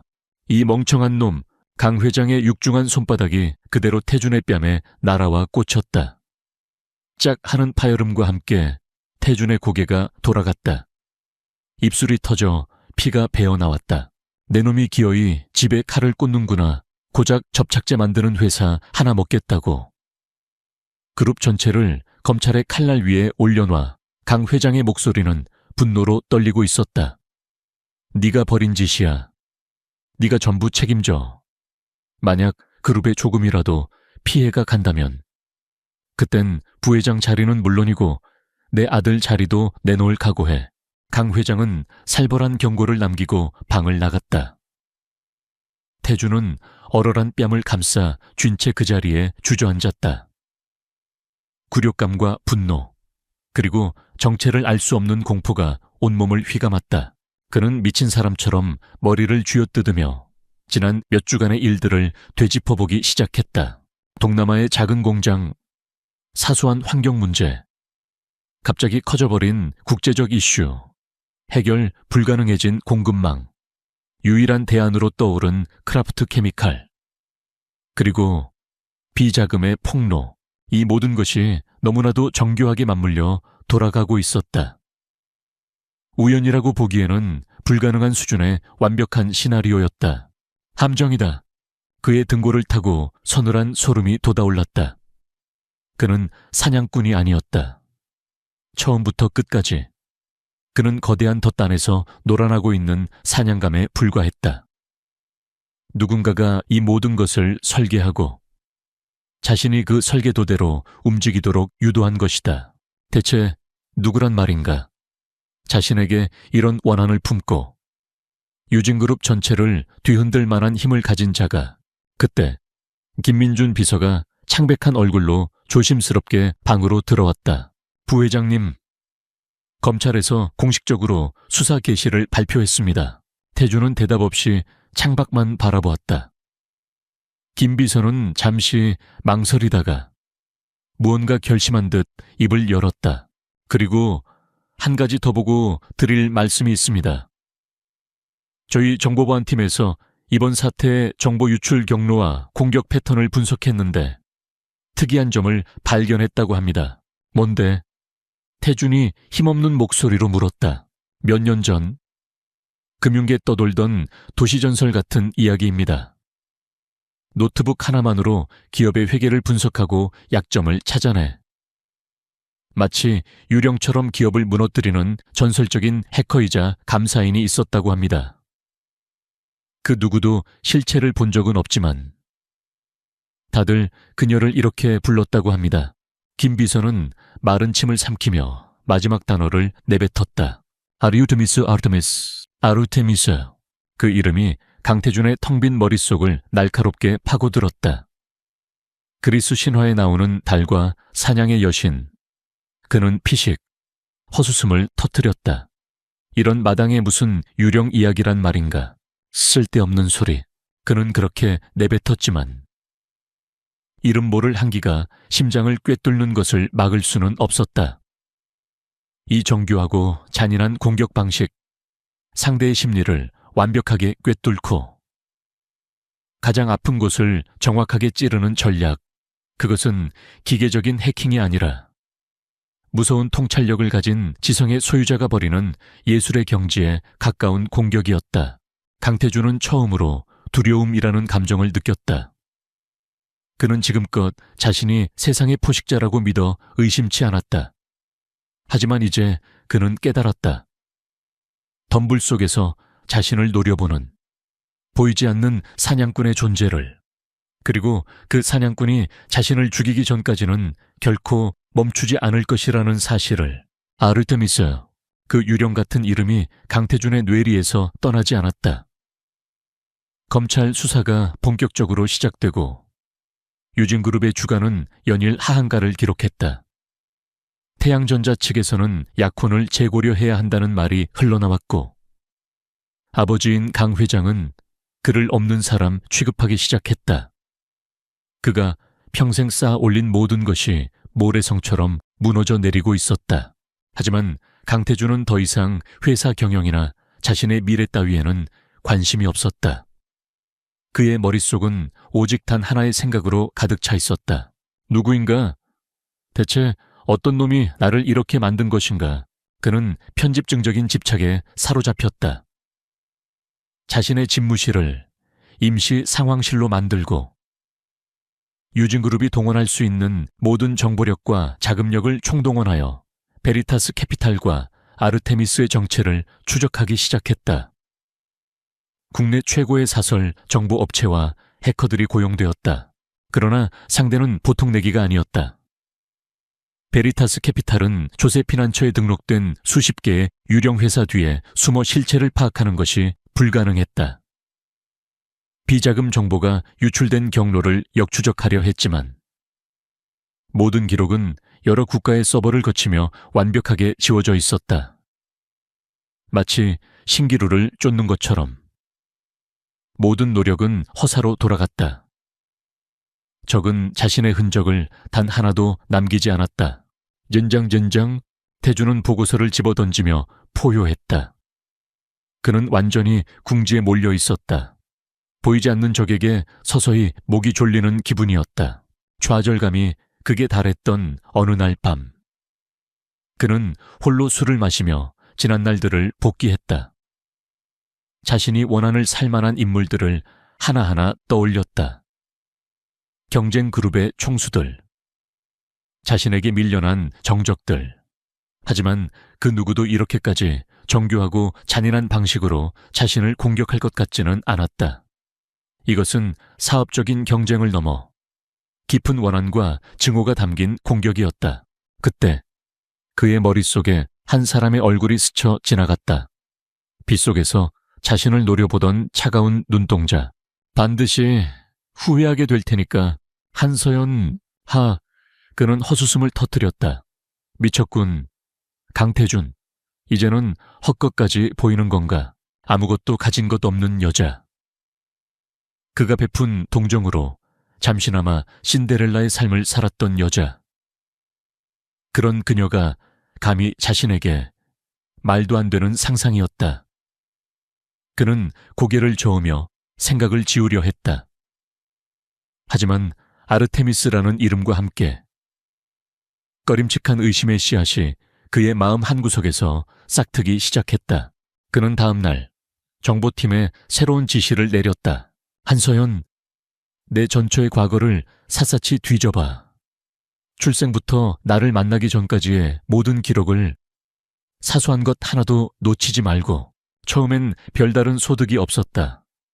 고아원에서 자라 장학금으로 대학을 마친 지극히 평범하고 깨끗한 이력이었다. 하지만 며칠 후 팀장이 아주 작은 단서를 하나 찾아냈다. 부회장님, 한서연 씨가 결혼 전까지 월세를 내던 작은 오피스텔이 하나 있었습니다. 보증금도 거의 없는 곳이라 저희가 놓쳤던 부분입니다. 그런데 이상한 점은 결혼 후에도 그 계약을 해지하지 않고 계속 유지해 왔다는 겁니다. 태준의 눈이 번뜩였다. 그는 즉시 해당 오피스텔의 주소를 받아들고 직접 그곳으로 향했다. 굳게 닫힌 문을 전문 기술자를 불러 강제로 열고 안으로 들어갔다. 내부는 텅 비어 있었다. 이미 모든 것을 정리하고 떠난 뒤였다. 하지만 태준은 포기하지 않고 방 구석구석을 샅샅이 뒤졌다. 그리고 마침내 책상 서랍 깊숙한 곳에서 아주 작은 USB 메모리 하나를 발견했다. 그 안에는 그녀가 아르테미스로 활동하던 시절의 흔적들이 일부 남아 있었다. 과거에 분석했던 기업들의 자료, 그리고 단 한 사람, 백종훈 팀장과의 암호화된 통신 기록 일부. 백종훈. 태준은 그 이름을 기억했다. 몇 년 전 금융범죄 수사에서 이름을 날리다 강직한 성격 탓에 옷을 벗은 인물. 그는 즉시 백종훈의 뒤를 밟게 했다. 며칠간의 끈질긴 미행 끝에 태준의 부하들은 백종훈이 테헤란로의 퀀텀 타워라는 오피스텔을 주기적으로 방문한다는 사실을 알아냈다. 그리고 그곳의 44층 법인명으로 등록된 한 사무실의 임대 계약 서류에서 베리타스 캐피탈이라는 이름을 발견했다. 모든 조각이 맞춰지는 순간이었다. 태준은 피가 거꾸로 솟는 듯한 분노와 배신감에 휩싸였다. 그는 자신의 경호원들을 대동하고 즉시 퀀텀 타워로 향했다. 이성을 잃은 그는 더 이상 계획이나 전략 따위는 생각하지 않았다. 오직 자신의 손으로 그 배신자들의 정체를 확인하고 찢어 죽여버리고 싶다는 생각뿐이었다. 퀀텀 타워 84층 철옹성 같은 보안문을 마주한 태준은 망설임 없이 소리쳤다. 열어 당장 이 문 부셔버려. 경호원들이 휴대용 파쇄 장비로 문을 뜯어내는 동안 태준의 심장은 미친 듯이 뛰고 있었다. 문이 열리면 그 안에 누가 있을까? 비웃고 있는 백종훈 아니면 설마 마침내 육중한 문이 부서져 나가며 안쪽으로 넘어갔다. 태준은 거친 숨을 몰아쉬며 안으로 뛰어 들어갔다. 그리고 그는 그 자리에 얼어붙고 말았다. 그의 눈앞에 펼쳐진 것은 상상했던 것과는 전혀 다른 풍경이었다. 수십 개의 모니터가 벽을 가득 메운 최첨단 지휘본부. 화면마다 유진그룹의 주가 폭락 그래프와 자신에 대한 비난 기사들이 번쩍이고 있었다. 그리고 그 중앙에 모든 것을 지휘하는 여왕처럼 한서연이 서 있었다. 그녀는 한 달 전보다 배가 더 불러 있었지만 그 모습은 연약해 보이기는커녕 오히려 성스러운 위압감마저 풍기고 있었다. 그녀의 얼굴에는 눈물도 증오도 없었다.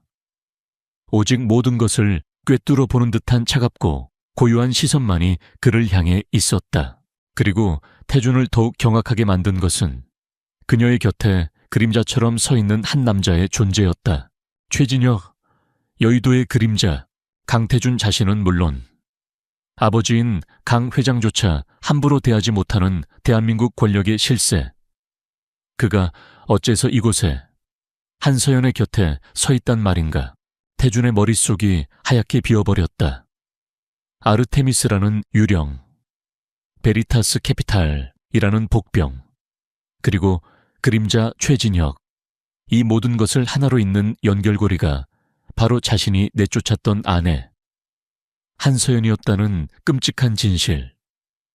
그가 벌레처럼 하찮게 여겼던 여자가 실은 이 모든 재앙을 설계한 설계자였다는 사실을 그는 비로소 깨달았다. 네요. 태준의 입에서 갈라진 목소리가 새어나왔다. 내가 어떻게... 서연은 그런 그를 향해 희미하게 그러나 더없이 차갑게 미소 지었다. 내가 말했잖아요. 그녀의 목소리는 얼음처럼 차가웠다. 반드시 후회하게 될 거라고. 그 순간 옆에 서 있던 최진혁이 나직하게 입을 열었다. 그의 목소리는 부드러웠지만 그 안에는 칼날 같은 살기가 담겨 있었다. 강태준 씨, 당신은 건드리지 말아야 할 사람을 건드렸어. 태준은 뒷걸음질 쳤다.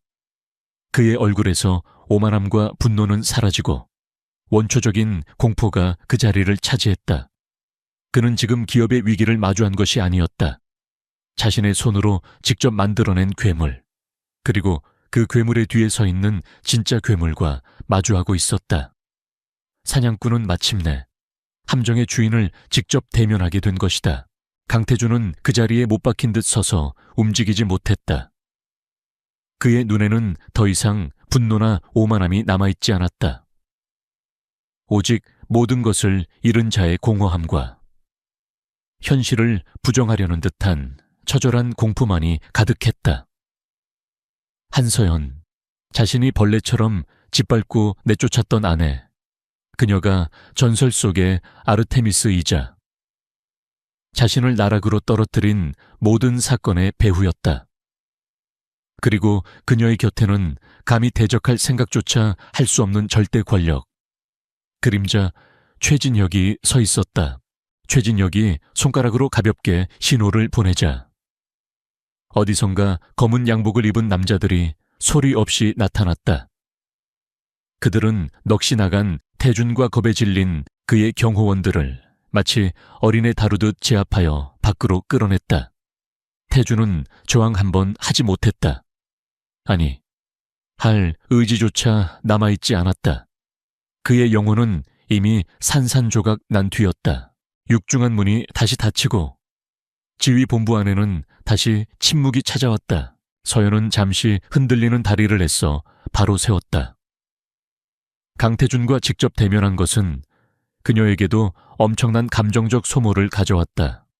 하지만 지금은 약해질 때가 아니었다. 이제 그들도 제 정체를 알았습니다. 서연이 최진혁을 보며 말했다. 분명 수단과 방법을 가리지 않고 방역해 올 겁니다. 더 이상 시간을 끌어서는 안 됩니다. 여기서 끝내야 해요. 그녀의 목소리에는 비장한 결의가 서려 있었다.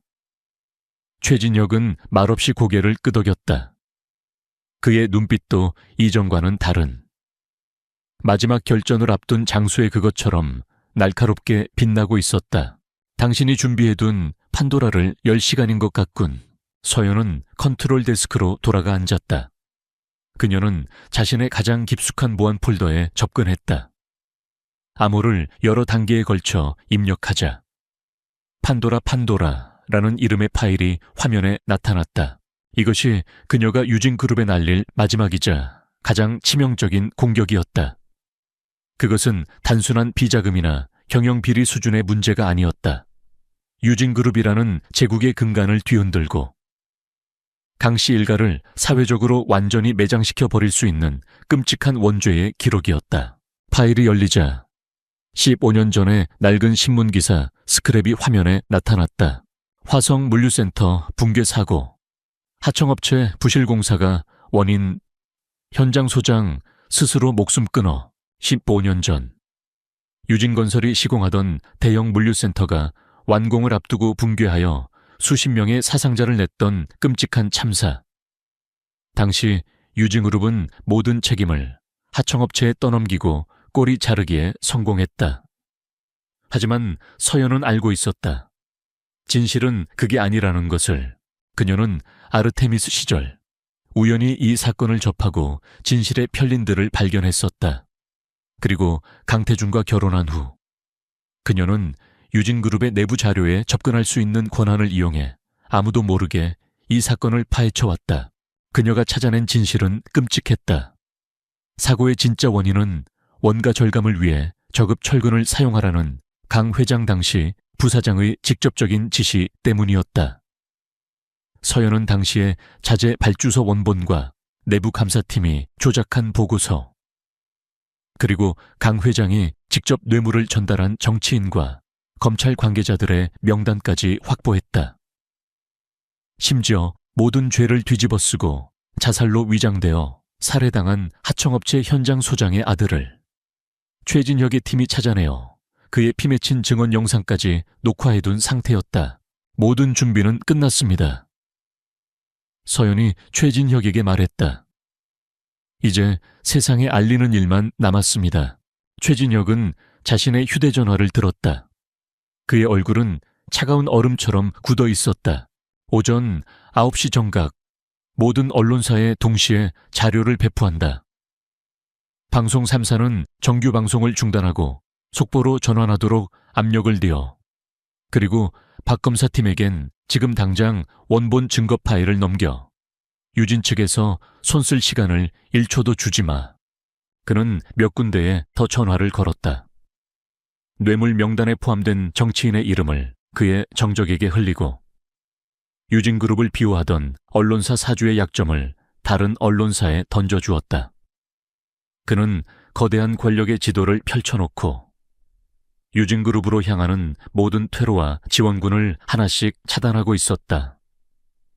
서연의 날카로운 창과 최진혁의 견고한 방패가 완벽한 조화를 이루는 순간이었다. 다음 날 오전 9시 서연은 지휘본부의 거대한 비디오월 앞에 서서 카운트다운되는 시계를 응시했다. 3, 2, 1, 0.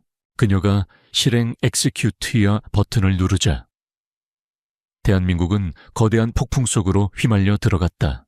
하나의 모니터에서 시작된 속보 알람이 순식간에 수십 개의 모니터로 번져나갔다. 속보, 충격. 단독이라는 붉은 글씨가 화면을 뒤덮었다. 주요 방송사들은 정규 방송을 중단하고 긴급 뉴스를 내보내기 시작했다.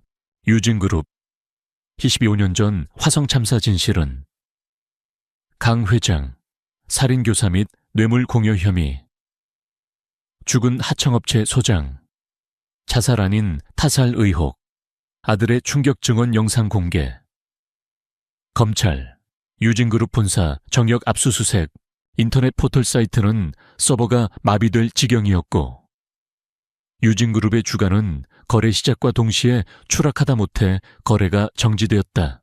유진그룹 회장실, 강 회장은 자신의 눈앞에서 벌어지는 광경을 믿을 수 없다는 듯 TV 화면을 노려보고 있었다. 그의 얼굴은 분노를 넘어 새하얗게 질려 있었다. 15년 동안 완벽하게 묻어두었던 자신의 원죄가 어떻게 하루아침에 온 세상에 드러날 수 있단 말인가. 그는 떨리는 손으로 전화기를 들었다.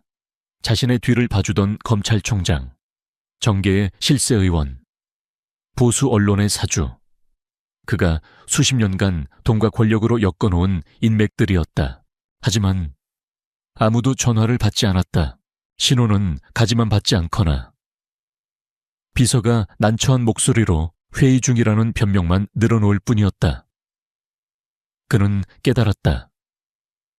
자신이 버려졌다는 것을 거대한 배 유진호가 침몰하기 시작하자 쥐새끼들이 가장 먼저 도망치고 있었다. 소파 한쪽에는 강태준이 멍한 눈으로 앉아 있었다. 그는 마치 유체이탈이라도 한 사람처럼 자신과 상관없는 드라마를 보는 듯한 표정이었다. 그의 세계는 이미 어젯밤에 완전히 파괴된 뒤였다. 회장님, 검찰에서 나왔습니다. 비서실장이 사색이 되어 뛰어들어왔다. 그 뒤로 수십 명의 검찰 수사관들이 파도처럼 회장실로 밀려 들어왔다. 그들은 강 회장에게 압수수색 영장을 내밀며 사무실을 뒤지기 시작했다. 이놈들 여기가 어디라고 감히 강 회장이 마지막 자존심으로 포효했지만 수사관들은 눈 하나 깜짝하지 않았다. 한때 대한민국을 호령하던 제왕의 시대는 그렇게 막을 내리고 있었다. 퀀텀타워 44층 한서연은 비디오월의 메인 화면에 떠있는 유진그룹 본사 앞 라이브 영상을 조용히 지켜보고 있었다. 수많은 취재진과 카메라 플래시 속에서 검찰 수사관들이 파란색 압수물 상자를 들고 나오는 모습이 보였다. 한때 그녀에게 세상의 전부처럼 보였던 거대한 성이 그렇게 무너져 내리고 있었다. 그녀의 눈에서 조용히 눈물 한 방울이 흘러내렸다. 그것은 승리의 기쁨도 복수의 희열도 아니었다. 자신의 손으로 과거의 모든 것을 파괴했다는 슬픔, 그리고 이 모든 피비린내, 나는 싸움을 끝냈다는 안도감이 뒤섞인 눈물이었다. 그녀는 두 손으로 자신의 배를 부드럽게 감싸 안았다. 마지막 폭풍이 지나갔다. 이제 그녀는 자신의 아이에게 적어도 더러운 거짓과 불의가 승리하지 않는 세상을 보여줄 수 있게 되었다. 판도라의 상자가 열린 후 유진그룹이라는 거대한 제국은 하루아침에 붕괴했다. 강 회장과 강태준 부회장은 즉시 긴급 체포되었다. 한때 대한민국 재계를 호령하던 부자는 초췌한 얼굴에 수갑을 찬 채 포토라인에 섰다. 터지는 카메라 플래시 세례 속에서 강 회장은 끝까지 억울함을 부르짖었지만 강태준은 모든 것을 포기한 사람처럼 텅 빈 눈으로 허공만 응시할 뿐이었다. 그들의 굴욕적인 모습은 전파를 타고 전국으로 생중계되었다. 유진그룹의 주식은 휴지 조각이 되었다. 채권단은 앞다투어 자금 회수에 나섰고 협력업체들은 연쇄 도산의 위기에 처했다. 대한민국 경제 전체를 뒤흔들 수 있는 메가톤급 스캔들에 결국 정부가 직접 나서 그룹 해체 및 구조조정 절차를 관리하는 위원회를 출범시켰다. 수십 년간 이어져 온 강씨 일가의 세습 경영은 그렇게 막을 내렸다. 그들이 쌓아 올린 성이 무너지자 그 안에 숨어있던 추악한 비밀들도 하나둘씩 세상에 드러났다. 강 회장의 뇌물 리스트에 포함되었던 정재계 인사들은 줄줄이 옷을 벗거나 검찰 조사를 받게 되었다. 유진그룹 스캔들은 대한민국 사회의 부패한 커넥션을 통째로 드러내는 거대한 게이트로 비화했다. 강태준의 마지막 동아줄이었던 태양전자와의 관계도 가차없이 끊어졌다. 태양전자의 윤 회장은 사건이 터진 바로 다음 날 긴급 기자회견을 열었다. 그는 비통한 표정으로 유진그룹 사태에 깊은 유감을 표하며 부도덕한 기업과는 어떠한 관계도 맺을 수 없다는 경영 철학에 따라 강태준 부회장과의 약혼을 포함한 모든 협력 관계를 파기한다고 공식적으로 발표했다. 마치 자신들은 아무 관련도 없는 피해자인 것처럼 화려한 약혼녀 윤서연 역시 언론과의 짧은 인터뷰에서 강태준 씨에게 깊은 실망을 느꼈다는 말만 남긴 채 아무렇지 않게 파리의 패션위크로 떠나는 모습이 공항에서 포착되었다. 그들이 나눴던 사랑의 언약과 미래에 대한 약속은 애초에 존재하지 않았던 것처럼 차갑게 증발해버렸다. 그들이 살던 세계는 그런 곳이었다. 이익과 필요에 따라 뭉치고 흩어지는 얼음처럼 차갑고 비정한 곳, 모두의 시선이 몰락하는 제국의 잔해에 쏠려 있을 때, 이 모든 것을 설계한 한서연은 세상의 소음으로부터 멀리 떨어진 곳에 있었다. 최진혁이 마련해 준 곳은 강원도의 한적한 호숫가에 위치한 작은 별장이었다. 통유리창 너머로 잔잔한 호수가 그림처럼 펼쳐져 있었고, 주변은 키 큰 자작나무 숲이 감싸고 있어 완벽한 프라이버시가 보장되었다. 전쟁은 끝났다. 서연은 흔들의자에 앉아 갓 태어날 아이를 위해 작은 손싸개를 뜨개질하며 뉴스 속에서 벌어지는 세상의 혼돈을 조용히 지켜보았다. 그녀의 마음은 이상할 정도로 고요했다. 복수의 짜릿함도, 승리의 쾌감도 없었다. 그저 모든 것이 제자리로 돌아갔다는 일종의 안도감과 깊은 피로감만이 그녀를 감싸고 있었다. 몸은 좀 괜찮아. 며칠 후 백종훈 팀장이 그녀를 찾아왔다. 그는 서연이 좋아하는 빵집의 빵과 과일들을 한 아름사 들고 왔다. 네, 팀장님 덕분에요. 서연은 부드럽게 미소 지었다. 세상이 발칵 뒤집혔어. 네가 해낸 거야. 서연아, 썩어빠진 거인 하나를 네 손으로 무너뜨린 거라고. 백 팀장은 감격스러운 목소리로 말했다. 그는 아직도 이 모든 것이 믿기지 않는 듯했다. 저 혼자 한 게 아니에요. 많은 분들의 도움이 있었죠. 겸손하기는. 백 팀장은 혀를 찼다. 그래도 이제 정말 다 끝난 거지. 다시는 그 험한 세계로 돌아가지 않을 거지. 그의 눈에는 걱정이 가득했다. 그럼요. 서연은 자신의 배를 쓰다듬으며 말했다. 이제 제게는 이 아이를 지키는 것보다 더 중요한 일은 없어요. 백 팀장이 돌아간 그날 오후, 또 다른 손님이 그녀를 찾아왔다. 최진혁이었다. 그는 평소의 날카로운 슈트 차림이 아닌 편안한 캐주얼 복장이었지만 그 특유의 위압감은 여전했다. 조용한 곳을 잘 찾아냈군요. 서연이 차를 내오며 말했다. 나의 그림자로부터 숨을 수 있는 곳은 없으니까. 최진혁은 농담처럼 말하며 소파에 앉았다. 강 회장과 강태준은 무기징역을 구형받았어. 감형된다 해도 평생 빛을 보긴 힘들 거야. 화성 참사 피해자분들은요, 정부와 채권단이 관리하는 유진그룹 자산으로 특별 보상기금이 만들어졌다. 늦었지만 이제라도 최소한의 정의는 실현될 거야. 그는 서류 가방에서 두툼한 서류철 하나를 꺼내 테이블 위에 올려놓았다. 이건 뭔가요? 당신 몫이야. 약속했던 유진그룹 청산자산의 10%. 당신이 거절할 걸 알지만 이건 내가 당신에게 주는 선물이 아니라 당신 아이에게 주는 미래야. 더러운 돈이 아니야.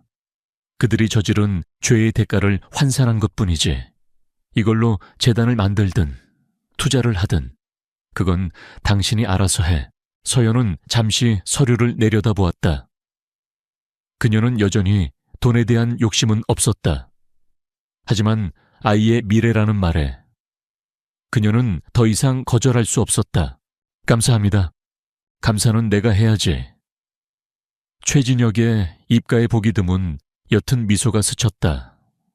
덕분에 시리우스 프로젝트 부지를 포함해서 꽤 짭짤한 이권들을 챙겼으니까 역시 아르테미스와의 거래는 손해보는 법이 없어. 그들의 관계는 철저한 비즈니스로 시작되었지만 이제는 그 이상의 것이 되어 있었다.